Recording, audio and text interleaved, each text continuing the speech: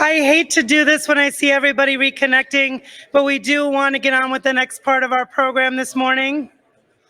If everyone could take a seat.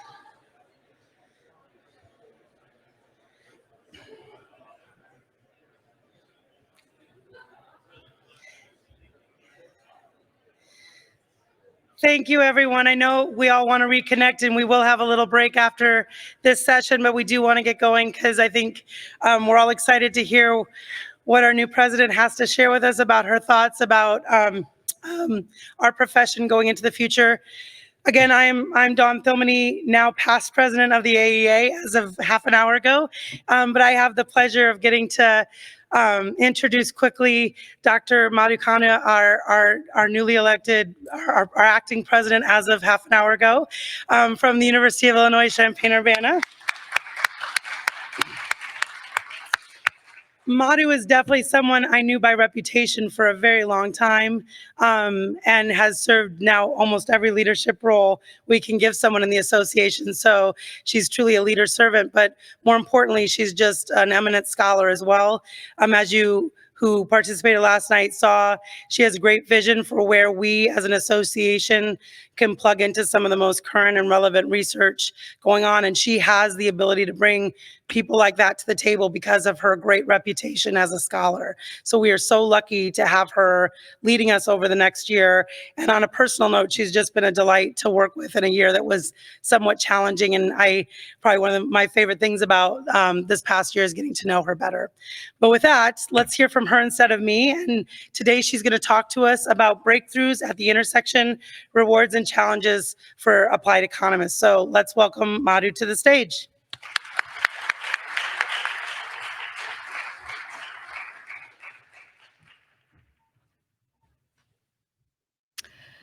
Good morning. It is really an honor and a pleasure to be here this morning. As I look back to an incredible journey in this profession, going back to my first AEA meetings in 1994, when I was an international grad student trying to find my feet in the profession, to getting to this point has been just amazing. And I'd like to thank the AEA membership for giving me this opportunity, and I'm really excited to be stepping into this role. My talk today is going to draw upon the science of inducing creativity and impact with our research by working at the intersection with other disciplines. And it also draws upon my own experience in learning by doing over time. I was personally drawn to go beyond economics and look at related disciplines when I was working on my dissertation research, which was related to how do we find strategies to reduce carbon emissions from the electricity sector in India while minimizing unintended consequences. And in doing that, I realized that the textbook approach of imposing a carbon tax would be both ineffective and costly, and that I needed to learn about the technology and the engineering and the institutional issues related to that sector before I could find solutions that were not necessarily a carbon tax. But my real learning about how to do interdisciplinary research effectively has come over the last 15 years as I've had the opportunity to lead research programs, interdisciplinary research programs on campus that have been related to the advanced bioenergy systems and how to develop and move beyond fossil fuels. And these were funded by BP and now more recently by the Department of Energy, and have had me working with a large team of interdisciplinary experts to look at novel solutions. And through that process, I've come to realize the knowledge-creating power of working with other disciplines. And what I'd like to do today is to share my perspective on the value of doing that, as well as the challenges that we face in doing it. So my own interdisciplinary research experience has been around decarbonization of the energy sector, but that's really only one of the many complex problems that we face as society. And here's a whole picture showing the many complex challenges that we face. starting with that are driven by environmental change, resource degradation, population growth, technological change and economic development, and that are really requiring tough choices to be made if we want to move towards a healthy planet and improved human well-being. These societal challenges are not only complex, they're interconnected, they're dynamic, and they've been described as wicked. And that the reason is because the solutions to them are not clear-cut, they are multifaceted, they are unlikely to be discovered by a single discipline. No discipline has the capacity and the framework and the techniques that are needed to be able to find solutions to these challenges. And so we require creatively working with other disciplines, bringing in disparate perspectives in order to be able to find creative and novel solutions. And so the science of inducing creativity emphasizes that creativity is really a process of combining ideas, of ideas and existing knowledge in distinct ways. And it is facilitated by convergence, by the convergence of different disciplinary perspectives. And it is that convergence that really leads to new research frameworks, new paths for research, and novel insights. And this whole process has been termed as the Medici effect by writer Franz Johansson. And it is named after the Medici family, which was a rich banking family in the 15th century in Florence, Italy, that sponsored artists and painters and sculptors and scientists from across the region to converge in Florence. And it is through their interactions that Florence became the epicenter of one of the most creative eras in Europe's history, which was the Renaissance. And this example essentially shows not only the power of convergence, but also the importance of having institutional support in order to facilitate it.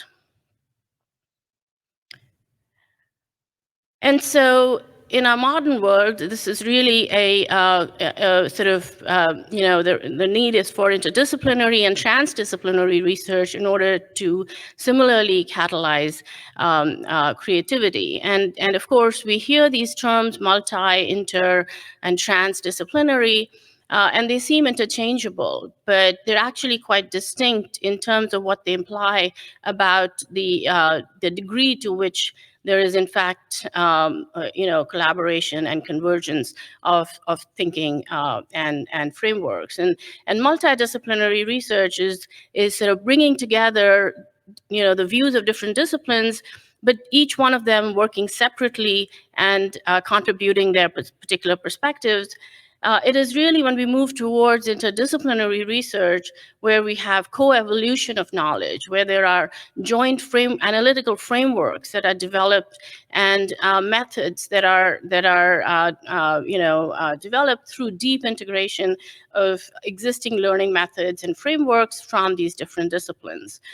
And then transdisciplinary goes beyond interdisciplinary in that it actually integrates the expertise not only from disciplines, but creates new disciplines, which sort of transcends the boundaries of existing disciplines, and also brings in non-academics, stakeholders, policymakers, and funding agencies to jointly develop, new knowledge and creative solutions to address real-world problems.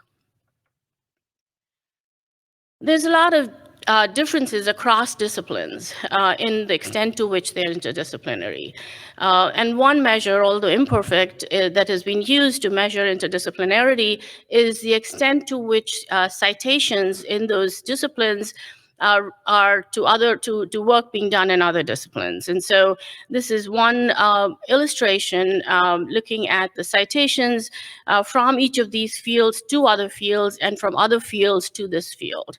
And so disciplines which are in the top right box are more interdisciplinary, and those in the bottom left are less interdisciplinary. And as you can see from here, economics is in fact among the less interdisciplinary fields compared to others.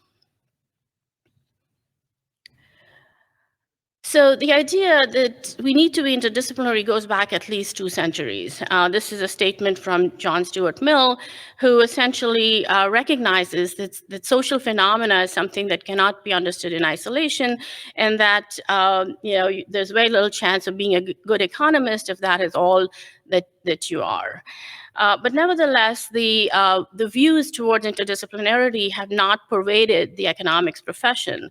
And as shown in this the table below, which is based on a survey that was done of professors in American universities in the disciplines shown over here and published in JEP, economics is the only discipline even among the social sciences and humanities where less than half of the professors that were surveyed did not agree with the statement that interdisciplinary knowledge is better than knowledge obtained by a single discipline. All of the other disciplines had the majority, the dominant view was in agreement with this statement.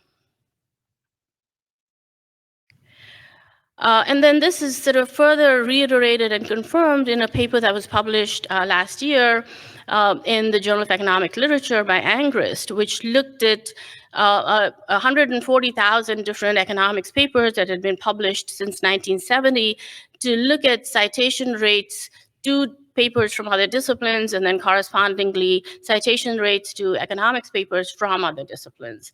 And as shown by the left graph, again, economics is, among the less interdisciplinary journals, just barely higher than psychology and significantly lower than others like sociology and anthropology and so on in terms of the share of citations to other social science journals.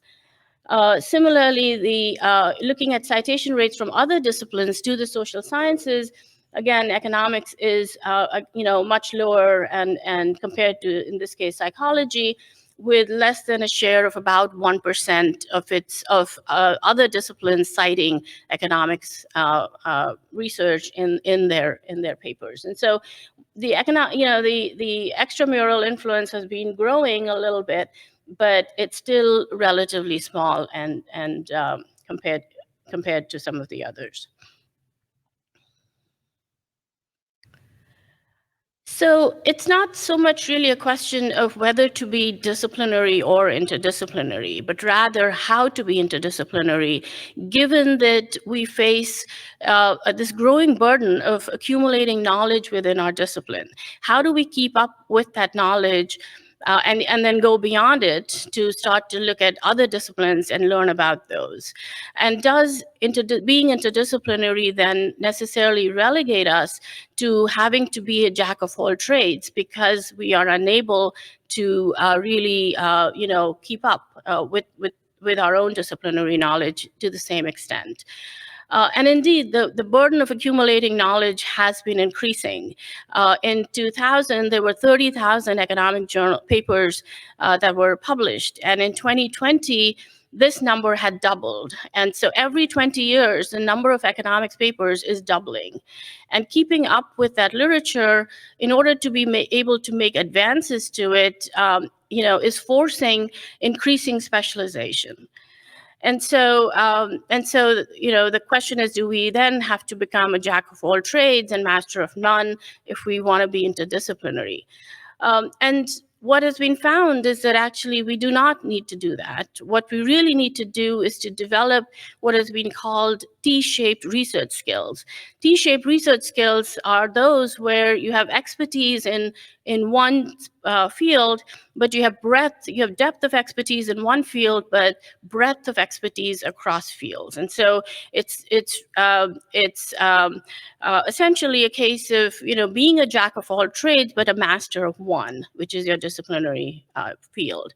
And in fact, I'd go further to actually argue that strong disciplinary foundations are critical to be able to do good interdisciplinary research. You cannot do interdisciplinary research if you don't have expertise in your own discipline.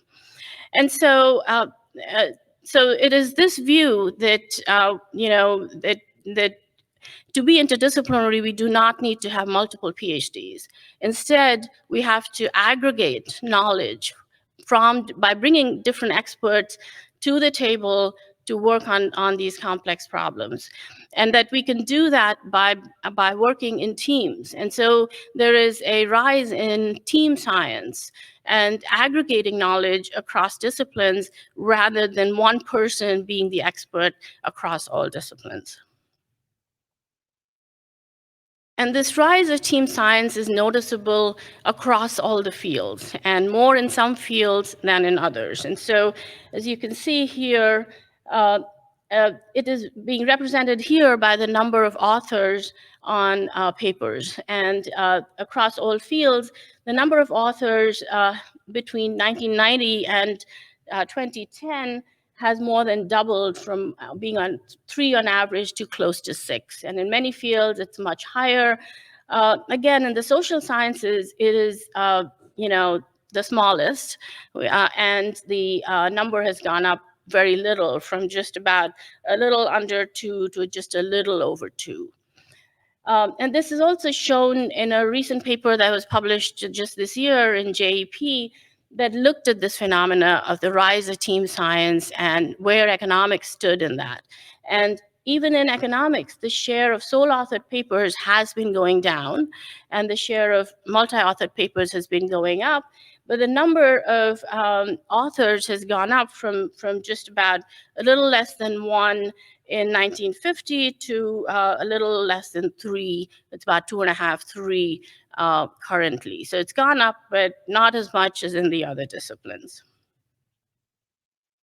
So the question is, does, in fact, as I said, we want to do more impactful research. Is there evidence that, in fact, interdisciplinary research is more impactful?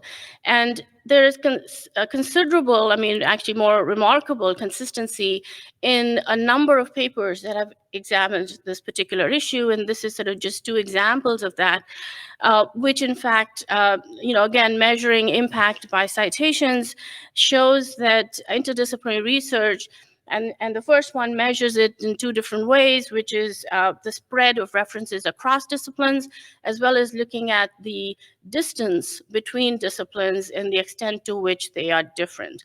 And using both measures, the studies find that, in fact, the number of citations to interdisciplinary research is significantly higher, and in fact, over time, grows much more than for disciplinary research. And this is also, again, shown by this paper that was published by Benjamin Jones in JEP this year, which looks at the likelihood of a multi-authored paper in economics being a home run relative to a sole-authored paper. And home run is defined as being in the top 90th to 99th percentile of citations within the field, and comparing that for single and multi-authored papers, and finding that, in fact, multi-authored papers have 3 to 4 times more a likelihood of being a home run compared to a sole-authored paper.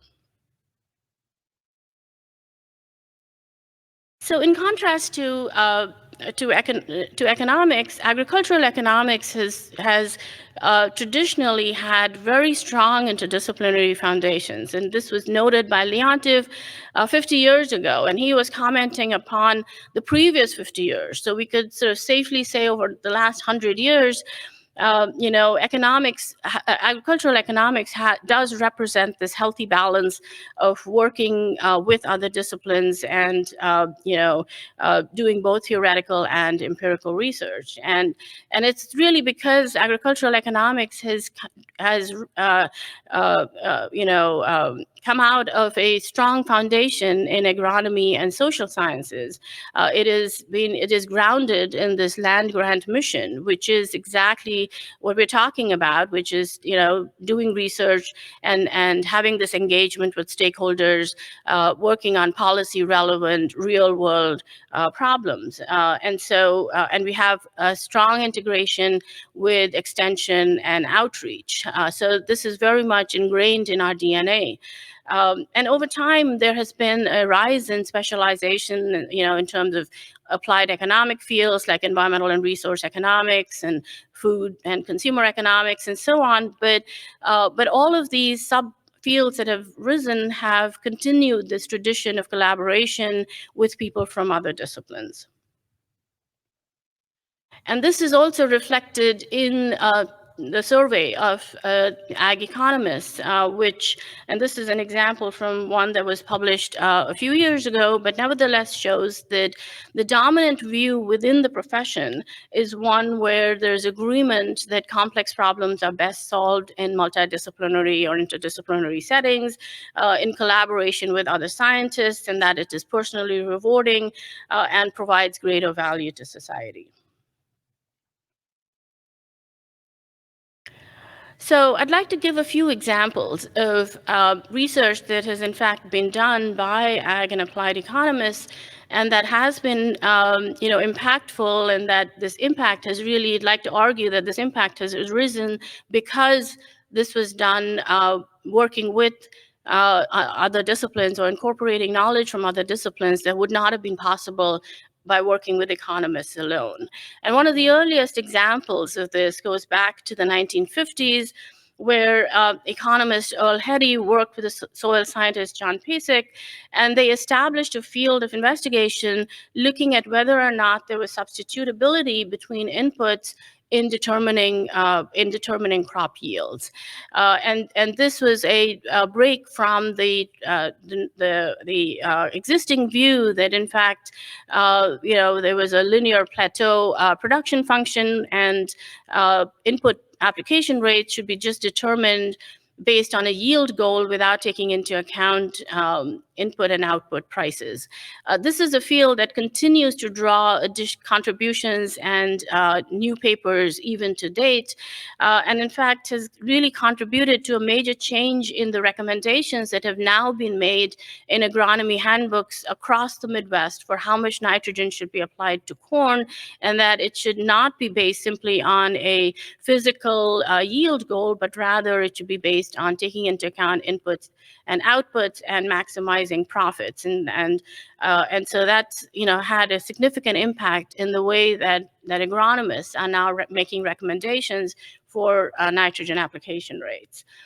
Another example has been one where Robert Ayers, who is a physicist, and Alan Canise, an economist, incorporated learning about the law of conservation of mass, which is from physics, and essentially states that matter is neither destroyed nor created in a closed system. Incorporating that in economic models took us beyond the standard, which was to have inputs and outputs be defined in value terms. So we could now incorporate considerations of material balance in our economic models, and that showed the relationship between inputs, outputs, and then later with pollution, because whatever inputs were not converted into usable outputs, in fact, became pollution. And so this knowledge sort of has been really influential in the field. Has, among various insights that it has provided, is one of those is that the problems of air quality and water quality and solid waste, these are not separable problems that need to be studied in silos, but they're really emerging from a common manifestation. They're just common manifestation from the same problem of ineffectively used inputs in the production process that become residuals and then pollution. And it was this understanding that, in fact, inputs that are applied are not, if they're not used effectively in the production process, they are, they cause waste and both an economic loss as well as an environmental loss, and that the extent to which this happens varies. It is not, uniform, and so we need to move away from representative agent models to taking into account heterogeneity across producers. This was incorporated in work that was done by Caswell and David Silberman, and has really spawned a whole literature because they incorporated this knowledge about heterogeneity in input use efficiency with the threshold model of adoption to be able to explain why it was economically rational for some people to adopt modern irrigation technologies and not for others. And this, coupled with this law of conservation of mass and that unused inputs become pollution, has then led to a shift away from the way that we were representing pollution and how to deal with it in economic models as something that was separable from production, that abatement was something that happened after the production process had been optimized, and that it was simply a cost, to recognizing that actually we should be thinking about preventing pollution upstream rather than only controlling it after it had happened, and change the way that pollution began to be represented in economic models.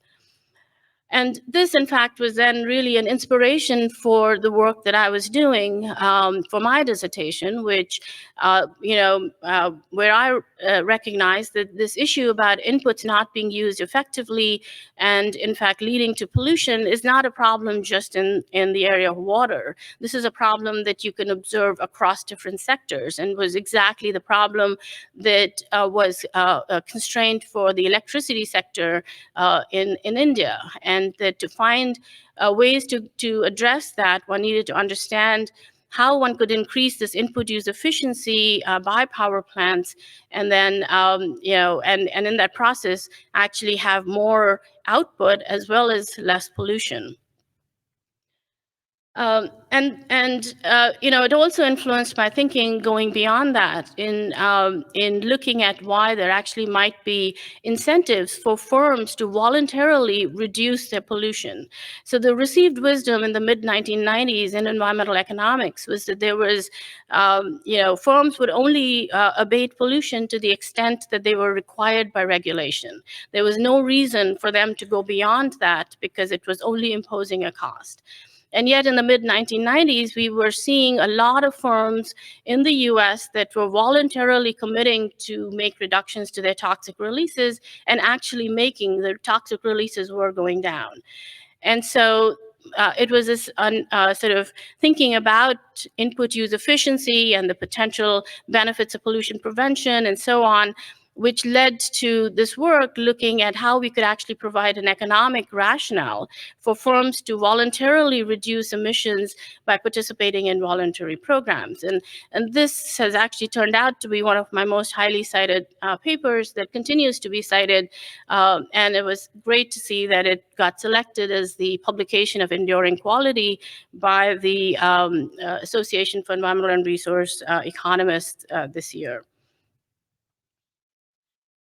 Another area where thinking by, incorporating learning from other disciplines has enriched our analysis has been our ability to move beyond the representation of a circular economy as one where there is a flow of goods and services through the economy, to one where we recognize that actually we need to be incorporating nature in our models. And we need to be thinking about the interdependence between humans and nature, and how nature affects human well-being, and how human activities in turn affect nature.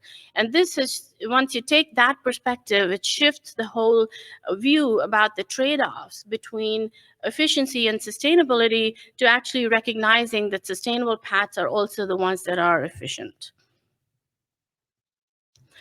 This integration of ecology and economics has led to the discipline of ecological economics.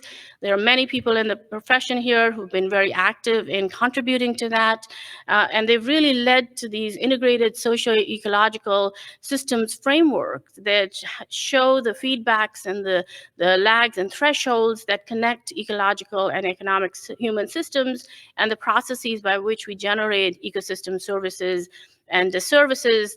This figure is an example from work done by Scott Swinton, Steve Pulaski, Kathy Segerson, or other people that have contributed to really showing the interconnections between ecology and economics and the value of that.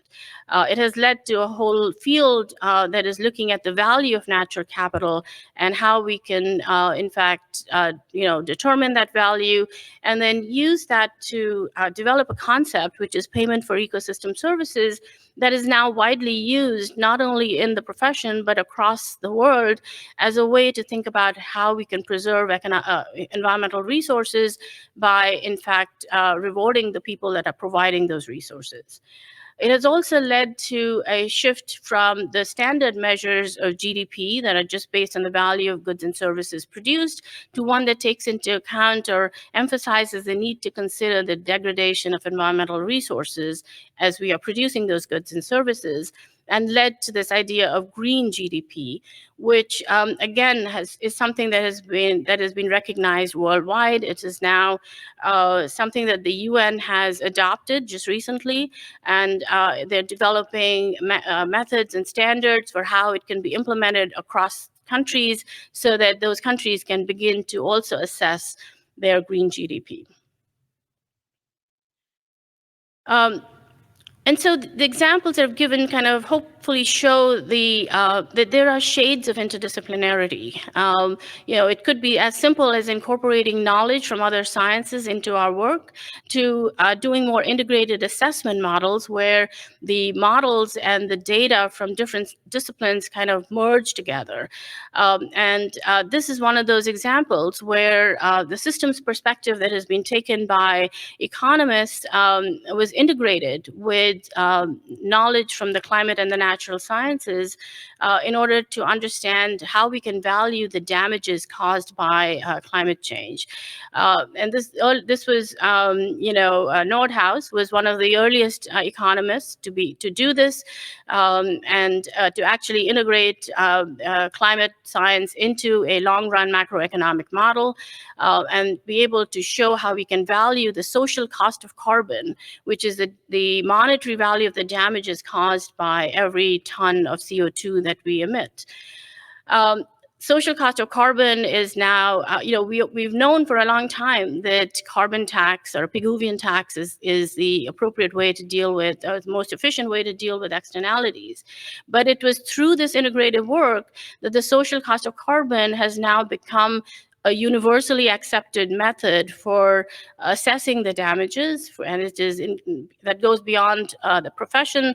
It is used for cost-benefit analysis by environmental agencies, and it is provided a mechanism for thinking about how we might actually implement climate policy.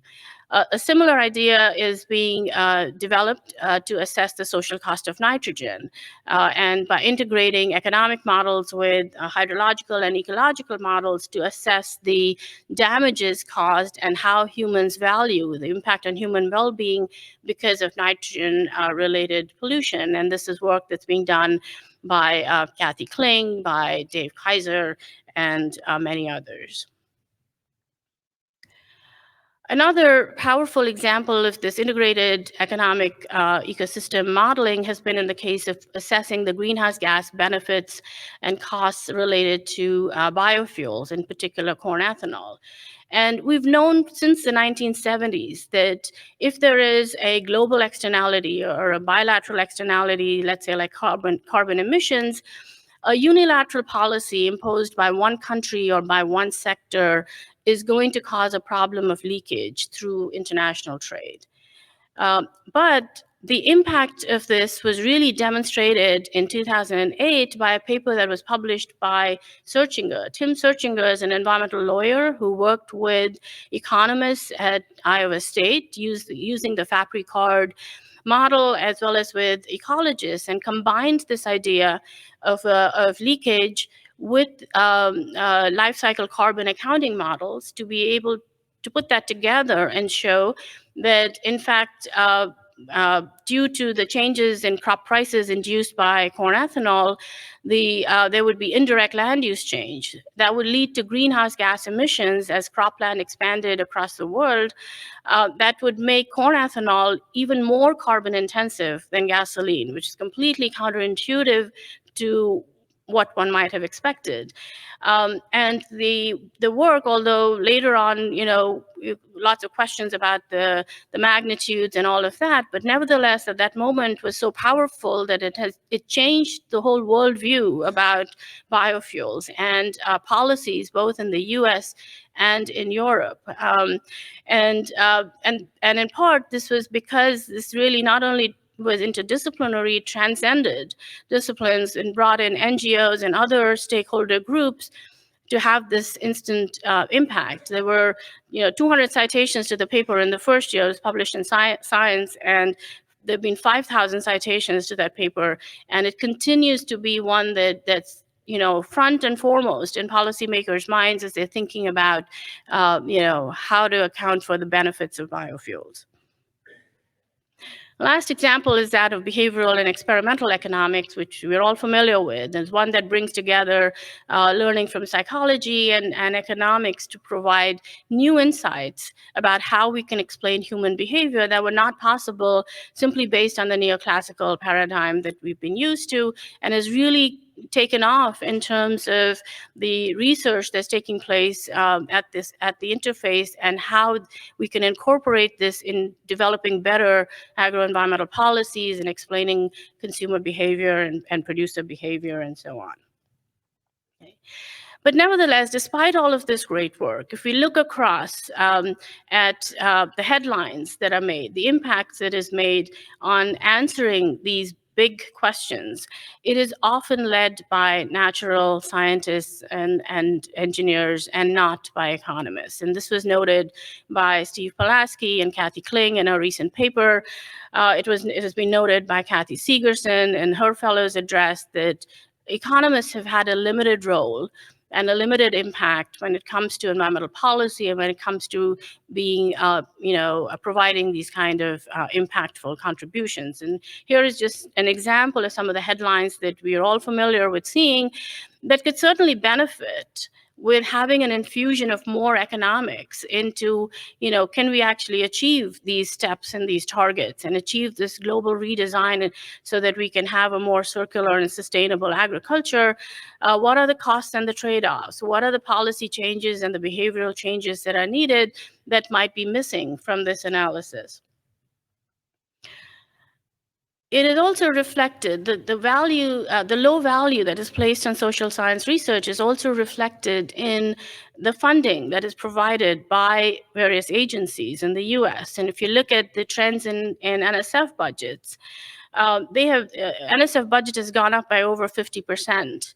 And the share of funding for research that is led by social and behavioral sciences has been really small and flat over the years.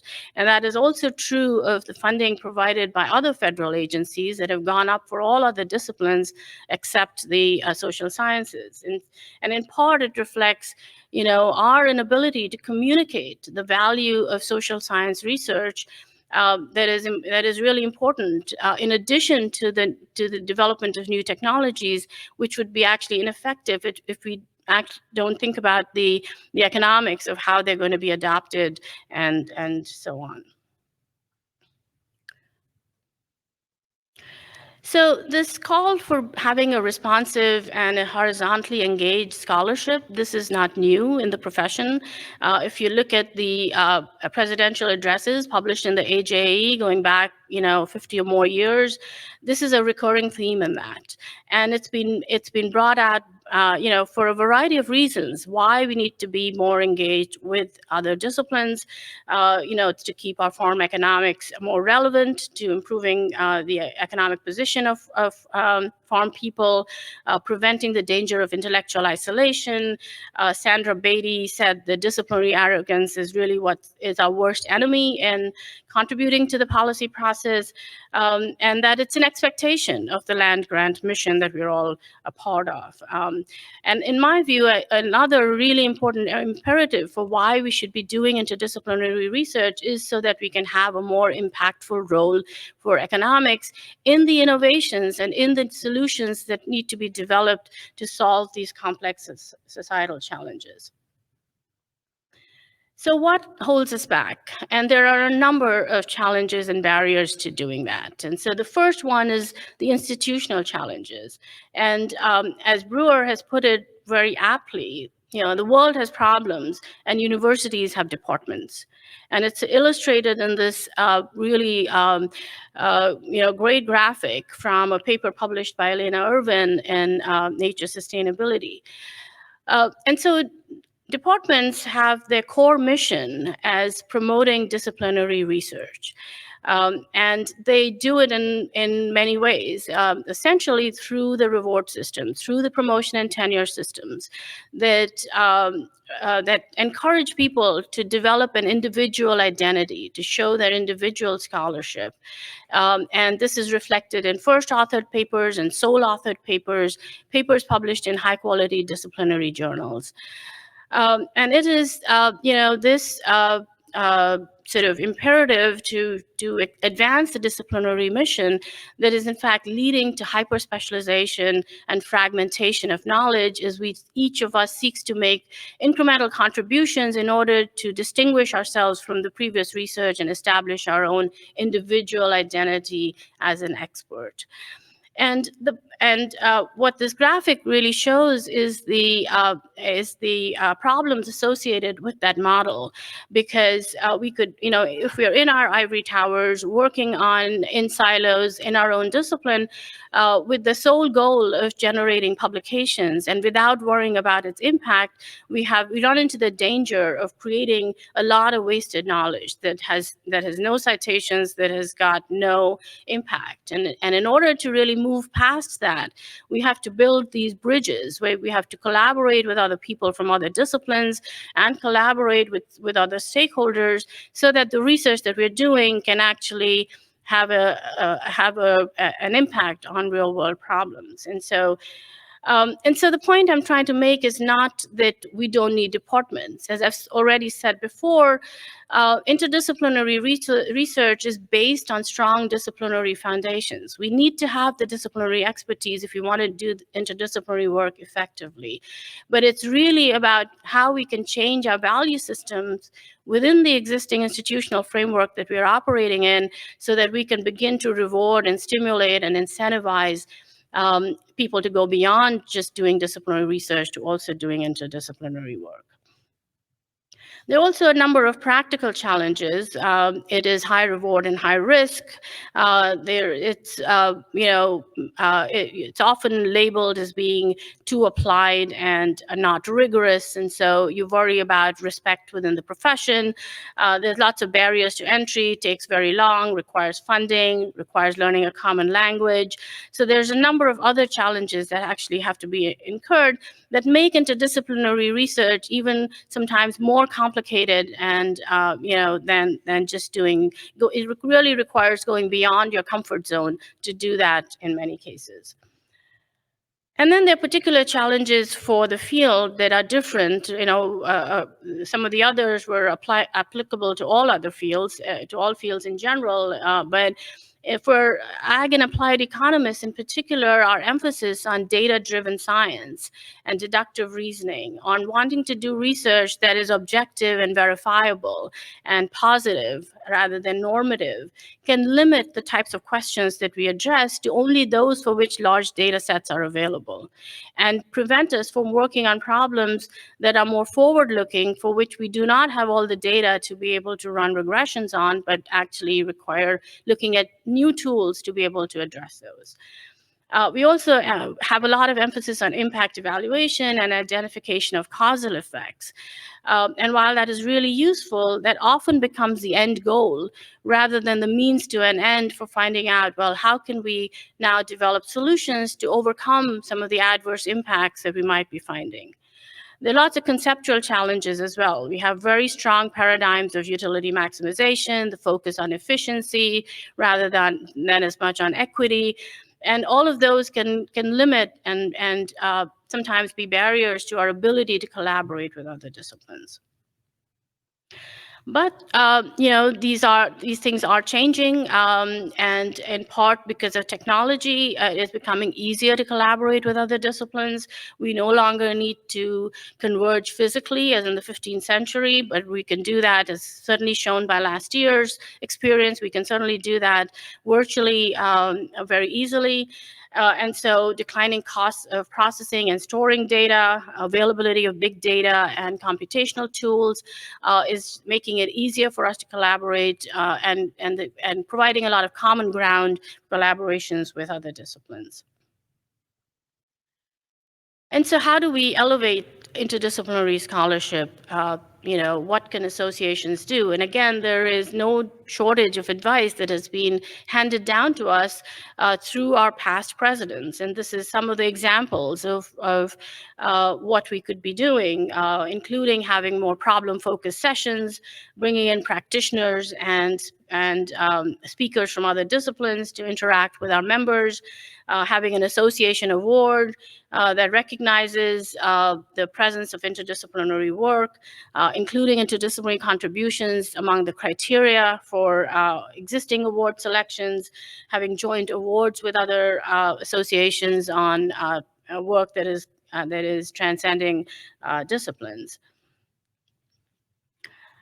And a lot of that advice is yet to be followed. But moving forward, there are things that we can be doing, and I hope to do over the course of the year, and engage AEA in in moving forward towards more emphasis on interdisciplinary work in what we do, and facilitating workshops that share experiences, best practices, and in doing interdisciplinary research, we have certainly done that.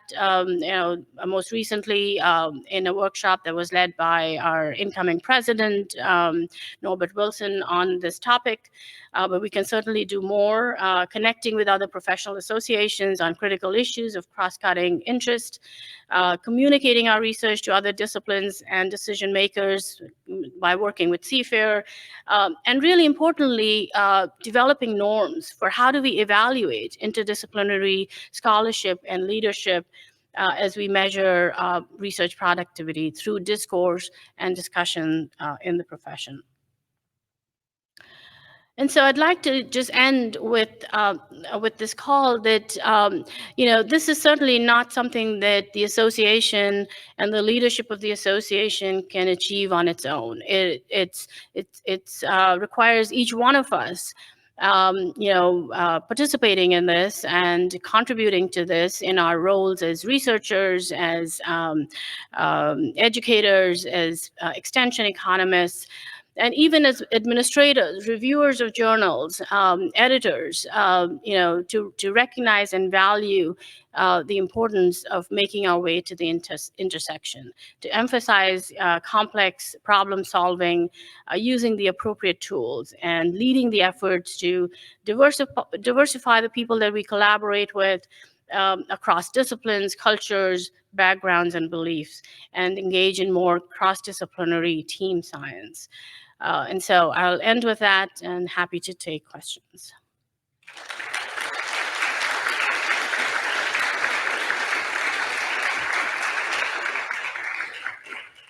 Yeah, Tom. Thanks, Madhu. Is this coming through? Okay. Yeah. Terrific talk. That was excellent. I wanted you perhaps to elaborate a little more on the role for applied economists in leading these kinds of initiatives. I think there's looking at you, there's a natural role there, and one that we haven't fully embraced. I know, talking to Jim Jones, who I think is here, about the Infuse program, that was a frustration on the part of NSF that there weren't more social science-led initiatives in that. So could you speak to that a little bit? Yeah, so I think that our frameworks and our worldview of systems thinking certainly prepares us really well to be able to provide the overarching frameworks and to bring people together from different disciplines, because we have that big perspective. And so certainly very useful to do that. It is, but in the world today that I'm sort of seeing from where I sit on in my campus, while it's sort of important to kind of lead this, but it's equally important and just as valuable if we are part of these interdisciplinary teams, whether or not we actually lead them ourselves. As long as we have a role in shaping it that is integral, that is not something that is a tack on at the end, or window dressing and all of that, but something where we're at the table with the other disciplines. And it very much depends on our success in being able to make these interdisciplinary proposals and grants work, depend on as much on our contributing to that process as it is to whether or not we are in fact leading it. And part of the challenges with leading it is that, as I showed, a lot of this funding is really coming to the other sciences, and so the reviewers and the program managers, and the language that they're looking for comes more naturally sometimes to the natural science, and so it's often an advantage to have them lead it, but to be an integral part of that, so that there's certainly a value to economics, but if you can lead it, that's better. But if not, it is just as useful to participate in it otherwise. Madhu, we have a question online. Andrea asks, can you discuss the ways that we can work with disciplines that have stronger qualitative skills to help explain the results that fall out of multiple database studies but do not make sense? So again, whether we're doing qualitative or quantitative research, I think is, we have a preference for doing quantitative research. We consider ourselves to be a quantitative science, and we distinguish ourselves from sociology and other, social sciences, because we feel like we have to be able to measure and quantify various things. But qualitative research can be just as impactful, and sometimes even more impactful in the real world, where where it can really speak to some of these issues much better than having a significant coefficient in a regression. And again, it's a question of sort of balance. You have to have you have to have the disciplinary credentials, but then look at what are the best ways to communicate and do some research that is impactful, but may not necessarily be, quantitative from a disciplinary perspective. So, and there are outlets for that. So, yeah. And we have another question online, if I may, from Zoe. She's wondering if you could talk about the practical ways that we address these topics more directly in our field. Are there examples you can give who's doing this well in the profession? Certainly. I think that's something we need to discuss more at greater length, and do not have the time to get into all of those. But there are lots and lots of great examples, and what I presented is, was just sort of the tip of the iceberg, and it was not intended to just focus on some of the great and famous people who've done this. but there is just a number of examples where people are doing interdisciplinary research and publishing in scientific journals and that are highly cited and impactful. So I'd be happy to kind of look at other ways in which we can continue this conversation after this and discuss those and what are the best practices that are effective. Excellent talk. One thing that is really a key challenge is how we relate to economics. To some extent, still top 5 for many people look like top 5, and AJ is number 20. I think this is something that has to be changed. And another thing is, how do we value publication, let's say, in other discipline journal compared to agricultural journal? I think that we give 5 times more weight to economics to other disciplines.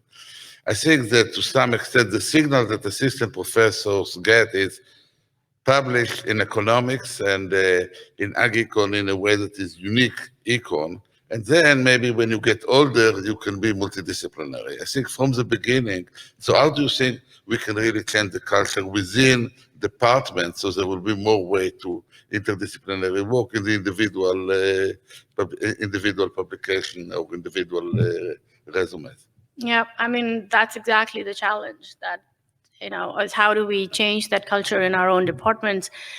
And it really requires all of us, all the way from our university leadership down to each one of us as individuals, to figure out, what is the best path for each one of us to do interdisciplinary research, what stage of our career, should we be doing it? But it's not something we necessarily need to wait. Of course, you have to have that disciplinary expertise, and it may take different people different amounts of time to feel they're comfortable with that. But it's something we need to be actually involving our graduate students and postdocs. As we are working on these interdisciplinary projects, we need to involve them in it so that they develop the culture and the language and the ability and how to do it. And then going all the way up to university leadership, the system is changing.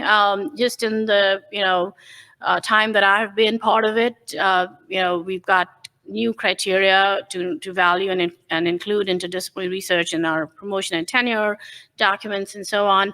But really, how to evaluate it is still a big question. And very often, is a paper that has 5 authors worth 1/5? Should it be counted as 1/5 or something else? Are all the questions that we grapple with.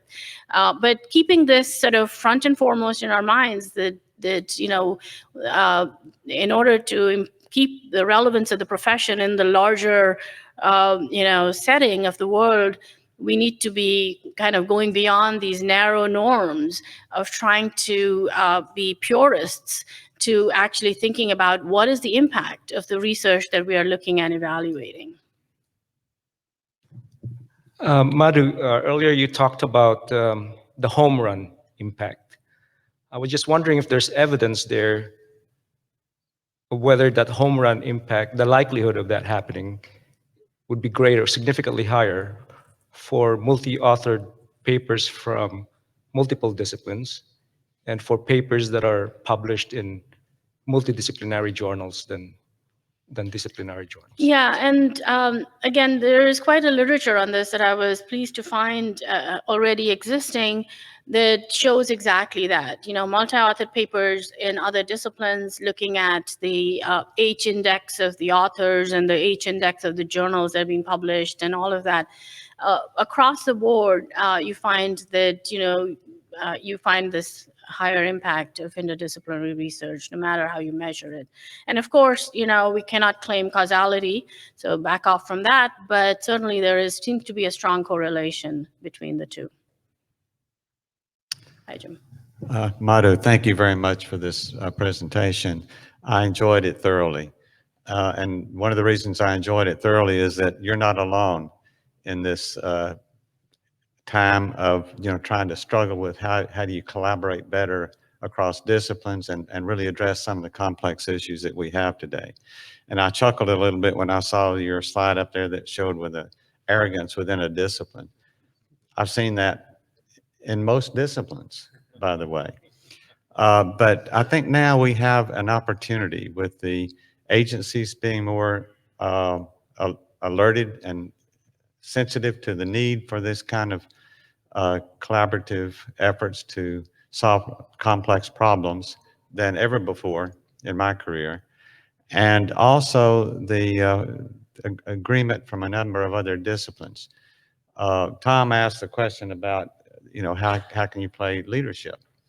Well, I think now some of the other professions, including the tri-societies and ASABE and food science and food engineering and others are looking for ways for their scope of a system, which is different, I think, from the scope of systems that typically economists may deal with, is to share some of that leadership. So it's not like having one overall leader, but having a problem defined in its complexity, realizing that there are multiple scales that have to be looked at. And it's this crossing this interface among the scales that is sometimes really critical.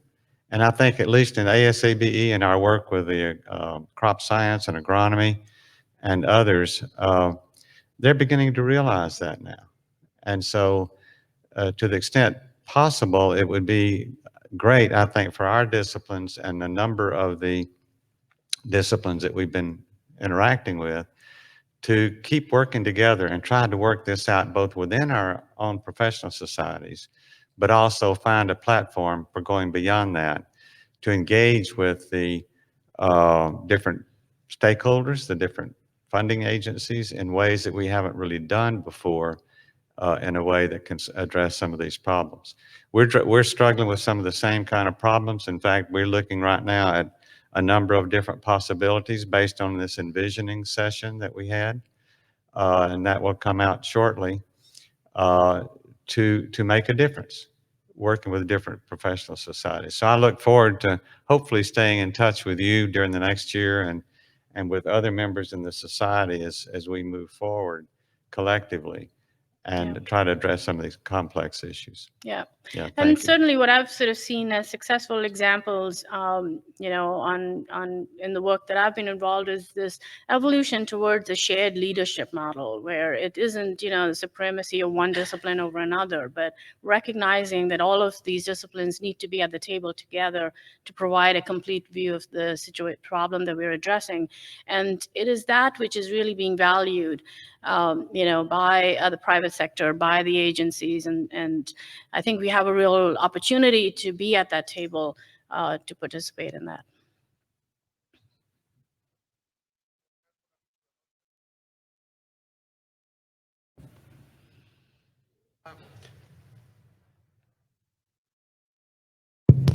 Thanks for a great presentation. I think we all have struggled through this. Something that I have noticed sitting in the committees for the awards from the association, best journal article, quality of discovery, so forth, is that we have a natural bias against the multidisciplinary sort of journal. We were evaluating Nature. Well, this is too short. There are not mathematics. The model is obscure and so forth. So perhaps something that the association could do to sort of raise the profile of this type of activity is to have an award for these type of papers that go to Nature, PNAS, Science, and so forth. So it's more a comment than a question to overcome that. No, Thank you. it's well taken, but I know members of the board are going to groan at the idea of one more award to be added to our slate. And so, a more modest proposal would be to incorporate interdisciplinary criteria in our existing awards, and rather than walking away from it because it didn't make it into a prestigious disciplinary journal. So certainly that's, I think we need to do what we can to elevate the importance and value of this work. So, thank you.